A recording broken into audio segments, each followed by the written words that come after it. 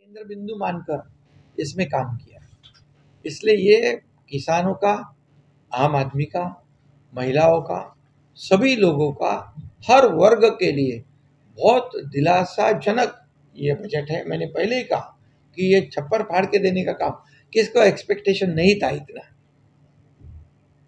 ये एवढं अपेक्षित नव्हतं, परंतु आदरणीय मोदी साहेबांनी तिसऱ्यांदा या ठिकाणी त्यांना देशाने कौल दिला।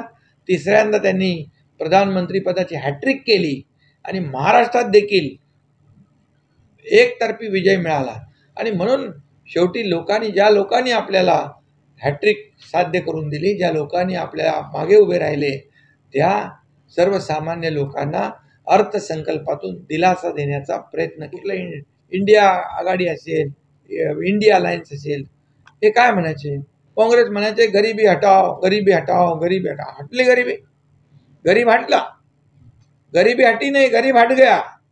लेकिन मोदी जी ने 35 करोड़ लोगों को गरीबी से ऊपर उठाया, उनका जीवन मान ऊंचा कराया और 80 करोड़ लोगों को मुफ्त में राशन देने का निर्णय किसने लिया है? उसको आगे 5 साल को बढ़ाया किसने किया है? आदरणीय प्रधानमंत्री मोदी जी ने। एक ही है, एक विचारधारा की पार्टी है हमारी, सरकार है एक विचारधारा वाली। क्या विचारधारा हमारा? लोगों की सेवा करना, लोगों को न्याय देना, लोगों का विकास करना और ये राज्य का और देश का विकास करना, ये देश की प्रगति करना, राज्य की प्रगति करना, यही हमारा एजेंडा है। विरोधकांना काय पाहिजे? विरोधकांनी एवढाच विचार केला पाहिजे, खरं म्हणजे हे बजेट काय महाराष्ट्र आपल्या देशातच आहे ना, का देशाच्या बाहेर आहे? या मागच्या बजेटमध्ये पण असाच त्यांनी आरोप केला, महाराष्ट्राला काय दिलं, महाराष्ट्राला काय दिलं। अरे नंतर कळलं की महाराष्ट्राला प्रत्येक योजनेमधून पैसे आहेत, कारण आपल्याकडे करदाता सगळ्यात जास्ती आहे, त्याचा बेनिफिट त्यांना होणार। नोकरदार वर्ग जास्ती आहे, त्याचा बेनिफिट होणार। त्याचबरोबर आमच्या लाडक्या बहिणी, लाडके भाऊ, लाडके शेतकरी, लाडके विद्यार्थी, ह्या लाडके सिनियर सिटीजन यांना देखील याचा फायदा होणार आहे। त्यामुळे या बजेटमध्ये भरभरून तरतुदी आहे, तुम्हाला डिटेल सगळं कळेल। आणि मग विरोधक मागच्या वेळेस पण असंच बोलले, नंतर डिटेलमध्ये त्यांना कळलं महाराष्ट्राला या योजनेमध्ये पैसे आहेत, या योजनेत पैसे आहेत, मग त्यांची तोंड गप्प झाली। त्यामुळे आता देखील संध्याकाळी त्यांचे आवाज बंद होतील। मी एवढंच सांगतो, बजेटने किंवा या अर्थसंकल्पात महाराष्ट्राला काय दिलं हे विचारण्यापेक्षा महाराष्ट्राने तुम्हाला या विधानसभेत काय दिलं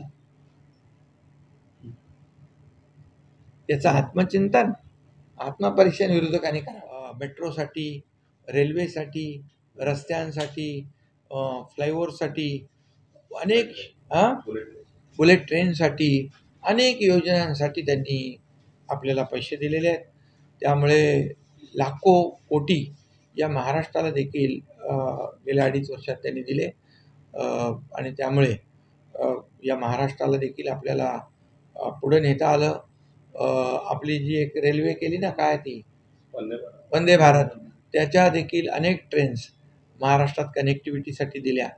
त्यामुळे एकंदरीत 2.5 वर्षात महाराष्ट्रामध्ये देखील खूप पैसे केंद्राकडून मिळाले, कारण केंद्र आणि राज्य सरकार जेव्हा एका विचाराचं असतं आणि मग आपण एका विचाराने विकासाचा अजेंडा घेऊन पुढे जातो, त्यावेळेस मग केंद्र देखील आपल्याला भरभरून देतं।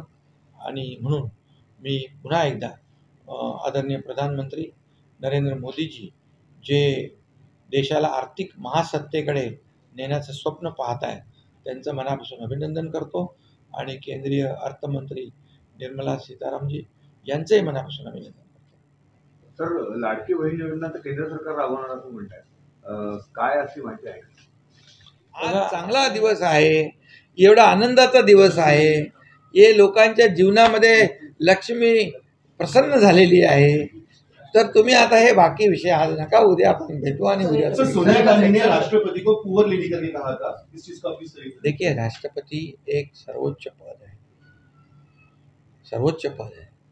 जब अन्य राष्ट्रपति थे जो दूसरे पार्टियों के थे। राष्ट्रपति किसी पार्टी का नहीं होता है, राष्ट्रपति पूरे देश का एक प्रथम नागरिक, सर्वोच्च स्थान पे बैठा हुआ एक पद है वो। और ऐसा उनके बारे में कहना ये बहुत ही दुर्भाग्यपूर्ण है। और मुझे लगता है कि ये बजट देकर निराशाजनक वक्तव्य। तो मैं इतना ही कहूँगा कि जब इससे पहले भी जो राष्ट्रपति थे उनका भी हम सभी लोग सम्मान करते थे, और अभी जो राष्ट्रपति हमारी द्रौपदी मुर्मू मैडम है, वो उनका भी सम्मान पूरा देश ने करना चाहिए।